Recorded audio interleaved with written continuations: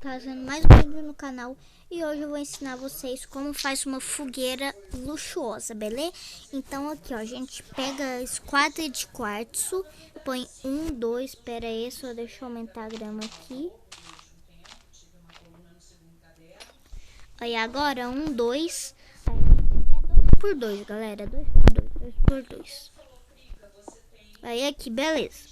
Ficou assim, a gente bota a fogueira aqui, aí a gente coloca vidro de quartzo. Aí aqui. Aí eu pego o bloco de quartzo de novo e tem que ficar nessa ponta aqui, ó. Não, qualquer uma das pontas tem que ficar assim, assim, assim, assim. Aí é 3 por 3, tá? É 3 por 3. Aí agora, galera, calma que vocês vão entender. Aí eu vou colocar aqui. Aí aqui em cima, galera, vai ter uma escada.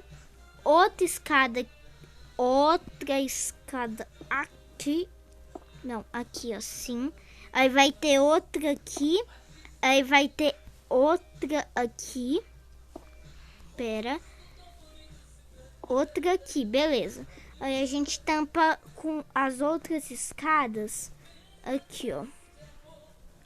Isso, beleza, beleza. Aí agora é só a gente quebrar aqui, ó. E vai sair a fumaça.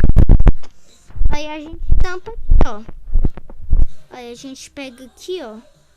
Ó, pega. Aí tá assim, galera, ó. Ficou assim. Nossa fogueira luxuosa, galera. Espero que vocês tenham gostado e até mais.